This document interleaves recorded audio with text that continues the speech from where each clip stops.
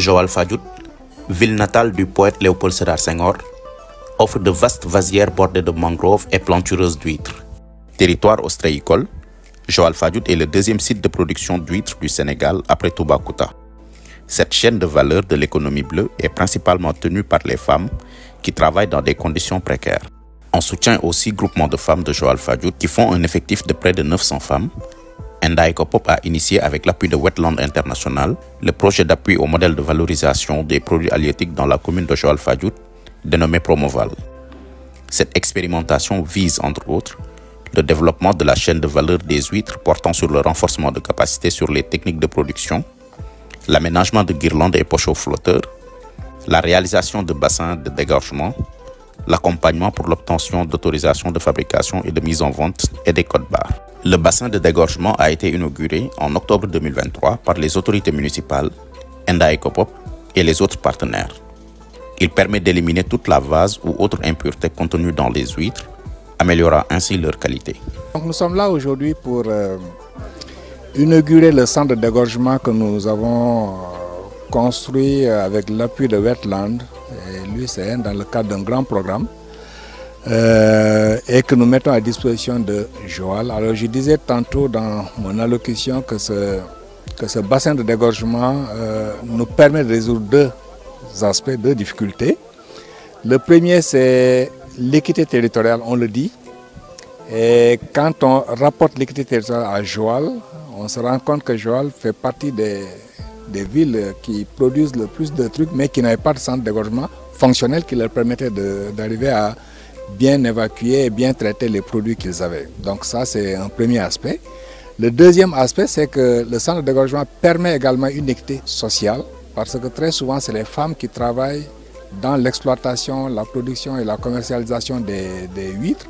Et très souvent, sans beaucoup de ressources économiques, sans beaucoup de moyens qui leur permettent de participer au développement. Alors donc, en mettant en place ce bassin de dégorgement, ça leur permet d'améliorer la qualité de leur travail, mais surtout ça leur permet de participer à l'économie de la famille, à l'économie de la municipalité et de la ville. Ça, c'est les deux aspects. Donc nous avons construit ce centre-là dans le cadre d'un grand programme Promoval, qui a eu plusieurs autres composantes.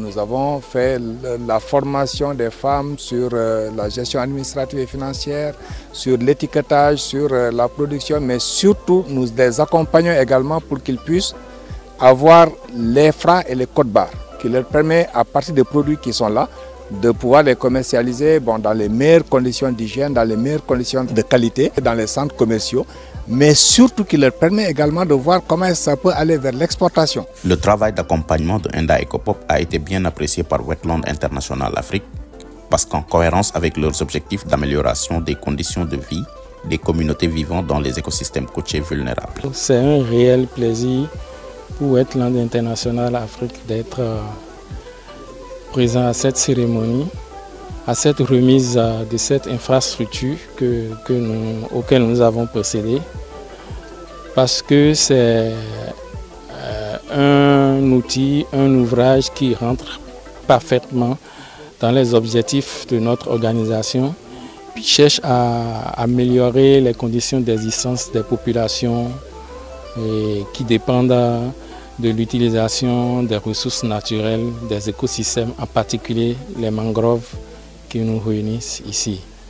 Donc ce bassin de dégorgement, comme je l'ai dit tantôt, est un outil qui va, si elle est bien exploitée, va permettre aux groupements et aux femmes bénéficiaires de pouvoir améliorer la qualité de leur production. Et ça rentre parfaitement dans cet objectif de renforcement de moyens de subsistance que Wetland poursuit pour appuyer la conservation des écosystèmes de mangroves. Ce bassin de dégorgement était le maillon manquant de la chaîne de valeur des huîtres de Joal-Fadiouth. Ce bassin-là est venu à son heure. C'est un truc que nous attendions depuis longtemps parce que Joal fait partie des premiers producteurs d'huîtres au Sénégal. Le produit ostréicole est très sensible. Quand maintenant une ONG vient nous accompagner et nous mettre en place ce bassin de dégorgement, on ne peut dire que merci. C'est un projet viable. Ce sont ces genres de projets qui peuvent aider les collectivités territoriales à lutter contre la faim, à lutter contre le chômage. Et c'est pourquoi Madame tend la main à Moudé Kanouté pour que d'autres projets suivent ce projet-là. Ainsi, pour assurer sa durabilité, une bonne stratégie de gestion de l'infrastructure s'impose.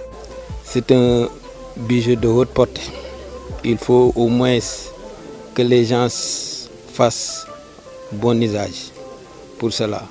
Parce que nous tous, nous savons à l'époque ce que les femmes enduraient.